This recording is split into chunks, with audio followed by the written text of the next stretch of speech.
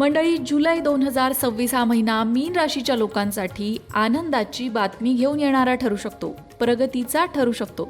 या महिन्यात तुमचे मनोधैर्य उंचावलेले राहील आणि तुम्ही तुमच्या बुद्धीच्या जोरावर अनेक महत्त्वाचे निर्णय घेऊ शकाल. फक्त सावधगिरी तुम्हाला कुठे बाळगायचे? छुप्या शत्रूंच्या बाबत सावधगिरी बाळगायची आहे.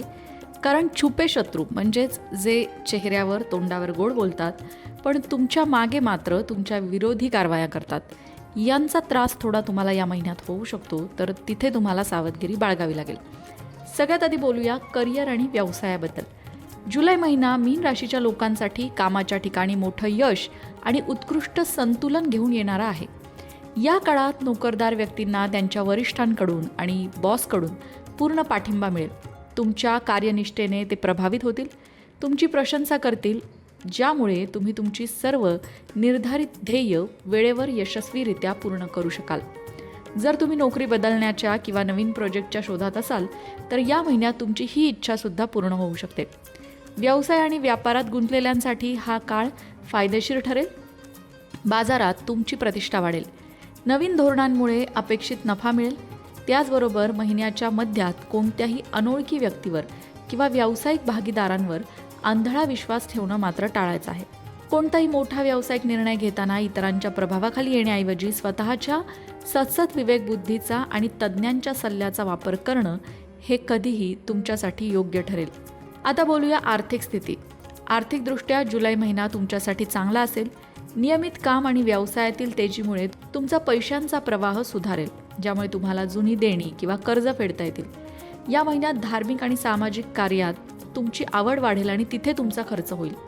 महिन्याच्या दुसऱ्या आठवड्यात कुटुंबासोबत तीर्थयात्रेला किंवा लांबच्या प्रवासाला जाण्याची संधी येईल आणि या प्रवासासाठी सुद्धा तुमचे पैसे खर्च होऊ शकतात. म्हणजे जुलै महिन्यात जर पैसे कुठे खर्च होणार असतील तर ते कुटुंबियांवर होणार आहेत, धार्मिक कार्यावर होणार आहे. पण त्यातून तुम्हाला मानसिक समाधान मिळणार आहे, कुटुंबाला आनंद मिळणार आहे. महिन्याच्या शेवटच्या काही दिवसांमध्ये कोणतीही मोठी आर्थिक जोखीम किंवा सट्टेबाजी करू नका. कौटुंबिकदृष्ट्या बोलायचं झालं तर हा महिना कौटुंबिक आणि प्रेमसंबंधासाठी संमिश्र परिणाम देणारा असणार आहे. विवाहित जोडप्यांसाठी हा काळ अत्यंत अनुकूल असेल. पती पत्नीमध्ये आदर वाढेल, सहकार्याची भावना वाढेल, ज्यामुळे तुमच्या कुटुंबात सुद्धा गोडवा आणि सुसंवाद राहील. पण जे प्रेमात आहेत त्यांनी मात्र या महिन्यात सावधगिरी बाळगायची आहे. नातेसंबंधांच्या बाबतीत तुमच्या जोडीदारासोबतचा एखादा छोटासा मुद्दा किंवा गैरसमज मोठा वादामध्ये बदलू शकतो, ज्यामुळे नात्यावर ताण येऊ शकतो. या काळात भावनांवर नियंत्रण ठेवणं आवश्यक आहे आणि कोणतीही आश्वासनं किंवा कोणताही महत्त्वाचा निर्णय घेताना नंतर तुम्हाला पश्चाताप होणार नाही याची काळजी घ्यायची आहे. मेष राशीच्या लोकांनी एक गोष्ट नेहमी करावी, ती म्हणजे गुरुवारच्या दिवशी कपाळावर केशर आणि हळदीचा टिळा लावावा. यामुळे तुम्हाला आरोग्याच्या दृष्टीने फायदा होईल.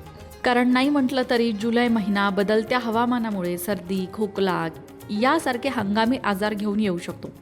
त्यामुळे आधीच तुम्ही जरा काळजी घ्या.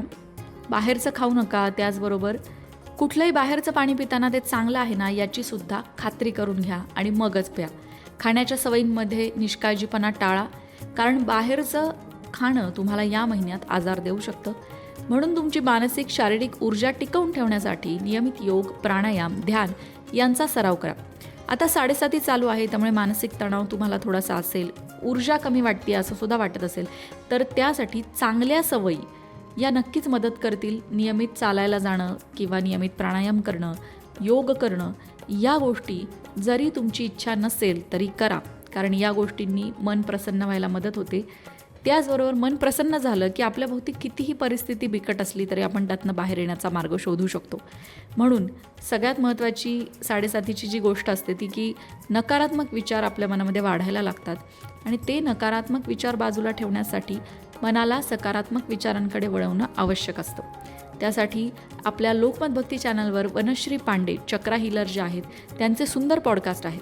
त्यामध्ये तुम्ही सतत सकारात्मक कसं राहू शकता किंवा तुमची जी काही इच्छा आहे ती पूर्ण होण्यासाठी तुम्ही कशा प्रकारे काम करू शकता, मनावर काम कसं करायला हवं, सगळ्यात महत्त्वाचं जेव्हा आपल्या भोवतीची परिस्थिती बिकट असते तेव्हा आपण कशा पद्धतीने मन आनंदी करण्यासाठी किंवा त्या परिस्थितीतून बाहेर येण्यासाठी काय प्रयत्न करायला हवे याबाबत वनश्रीजींनी सुंदर मार्गदर्शन केलेलं आहे.